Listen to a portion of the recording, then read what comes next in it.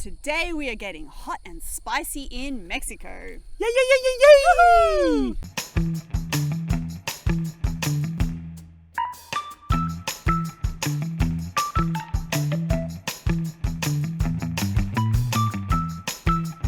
Muy caliente! Hi everyone, welcome to Learning Brave. I'm Skylar. I'm Ross. And today we are taking you to Mexico, one of our favorite places, and today we are getting hot and spicy with some crazy stories. Oh yeah. Okay, so my husband wanted to take me on a hot date in Mexico. Why are you speaking in a southern accent? That's true. I don't know. Because I don't know how to do Spanish. Do I need people in the southern part of the United My States? husband, I don't. Yibbity yibbida. My husband wanted to take me on a date. Yeah, boogity boogity. All right, do Spanish then. My husband wanted me to take him on a hot date. Yeah, Is that Spanish? Actually, that's a little better. So we were living in this beautiful town right in the heart of Mexico called San Miguel de Allende, and Ross was going to take me on a nice hot date. I was. And I did a bit of research and I found tango lessons. I've never learnt the tango, and I was like, ooh, that's a very The tango. romantic thing to In fact, I think the thoughts going through my head was going to be like Catherine Zeta-Jones and what's his name? Banderas. Antonio Banderas in Zorro.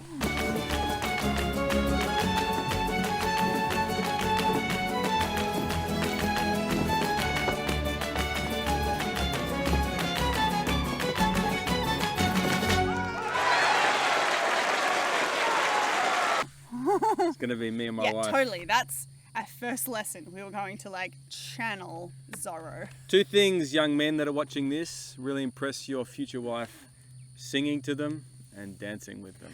Actually, there's a reason for this mental image. This is how stupid we are about not knowing anything about countries. But when we first got to Mexico, we were like, kids, new country, let's get in the zone. And we all sat down and watched Zorro. Because that's the only thing. Yeah, it's quite interesting to me though that Catherine Zeta-Jones is Welsh and not Spanish at all, or Mexican. She looks the part. She does really well. She does. So I was like, ooh, tango lessons, so romantic, hot and spicy. So we have some really good friends, and we went on a double date and to the tango lessons. So I was really excited to spend this night learning to tango with my wife.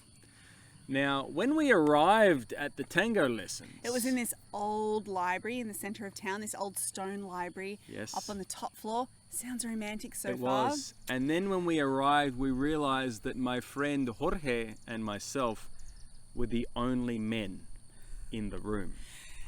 And Rocio and I were the only women under 70? Yeah. Maybe? There was a whole room full of old biddies. There was one other guy. Was that? Yeah, the instructor. Creepy. No, he was creepy. Ooh. Yeah. Okay. So let me just rephrase that. There were two normal-ish guys. You two. Me and Jorge. And a whole room. I think that guy might have left a little bit later. I can't remember because I have recollections of this. This is my recollections of that dancing lesson.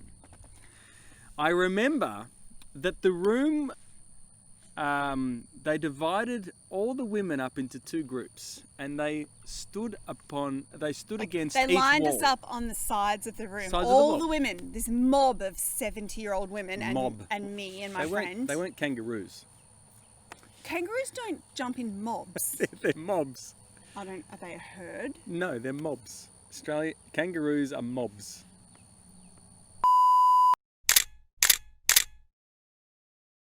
So we got lined up and we were like, whew, a lot of women, not many men. So the instructor taught us how to do this. And so after we learned how to do the basic tango step, the rest of the class was spent, literally this is what happened. I was at the front of the line. I would take whichever old lady was next, and we would literally do the tango up to the end of the room. I'd let her off to the end of the thing. I'd walk back, get the next old lady, and I'd repeat it all the way to the end of the room. Let her go to the end of the line, walk back. Who's next? Oh, you're next. And we danced. I think I saw my wife like maybe, I think I danced with her 3 or 4 times the whole evening.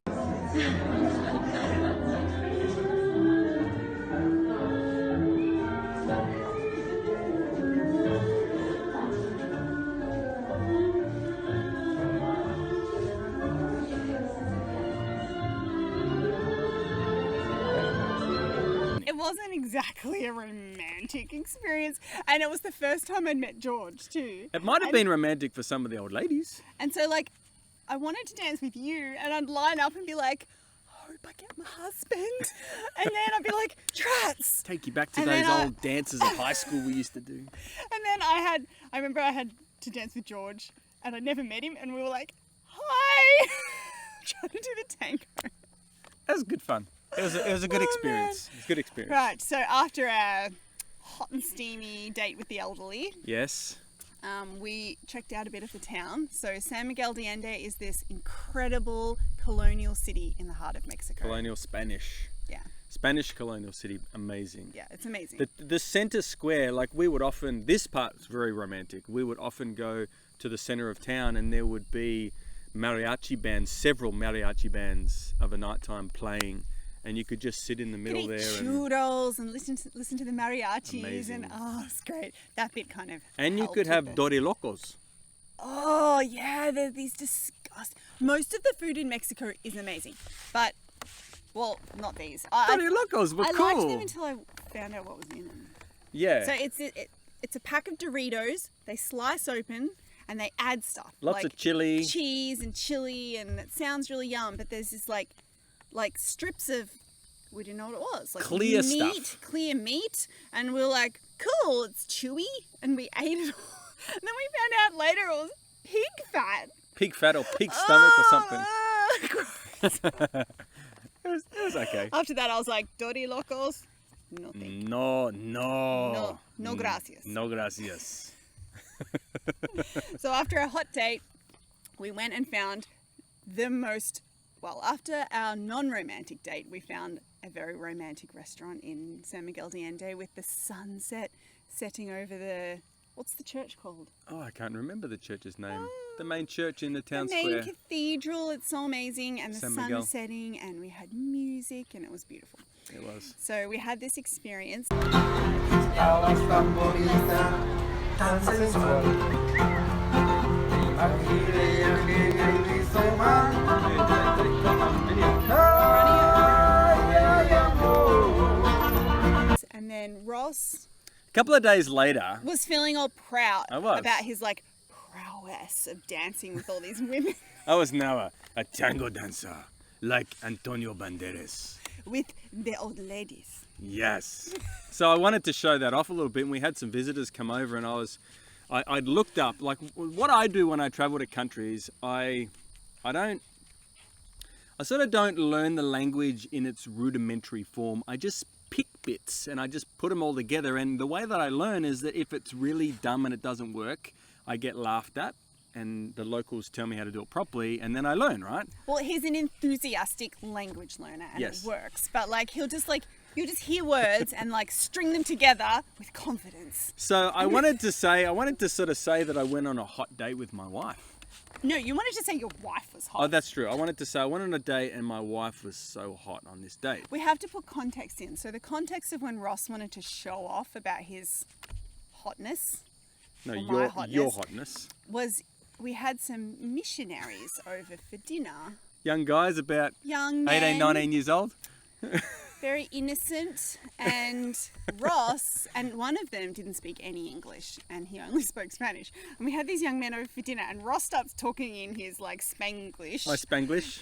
Not even Spanglish, and he's like, "Ooh, what's my wife?" My wife, I said, mi esposa es muy caliente. Which he Google translated the word for hot as caliente, and so he's like, "Oh, my wife is very caliente," and the missionary went bright red, and he was like, "Oh," and I'm there going, "Yeah," like I didn't know what to say. I thought he just said I was hot, so I was like, "Thanks." Now, one of them, after becoming very red, actually mentioned to me that the No, word... they didn't tell us. They didn't? No, George told us later. Oh, So they were yes. acting a bit weird, and so Ross just kept repeating it like over and over again so that they would understand him. He thought maybe it was a comprehension issue. Caliente. Muy caliente. Muy caliente, caliente. Muy caliente. And then they were just being a bit weird about it. And then, whatever. And then we got together with our friends, Rossio and George, and we told them this story about how Ross's wife is... Jorge, I remember he nearly peed his pants. He was laughing so hard because I found out that the word caliente means a bit horny. It means horny. And so I'd been sort of saying the wrong thing. And in fact, I said... So you've been telling lovely, innocent young men missionaries that his wife was really horny. Yeah. So sometimes you learn the hard way. And then I remember you were like, after they laughed for like half an hour, then you were like, oh, hang on. I was trying to understand the context of when you You're could like, use that word. So, like, if I'm playing basketball and I want to say, man, you're on fire. You are hot tonight, man. Could I yell out across the basketball court, hey, dude, you are caliente. And they were like, no. Never say that, he said. Never say that. Languages are hilarious. They bring out the funniest stories. If you have any stories of using a word in a funny way, please tell us in the comments below. We would love to know because we make a fool of ourselves. We'd like to know that others do the same. I've got a lot of stories about this. Lots of stories to tell. Hey, thanks for tuning in today, guys. Hope you enjoyed it. And subscribe and share some of your stories with us. Thanks, everyone. Bye. Bye. My name is Skipito Frisquito. I fear not a single bandito. My manners are mellow. I'm sweet like jello. I get the job done, yes indeedo.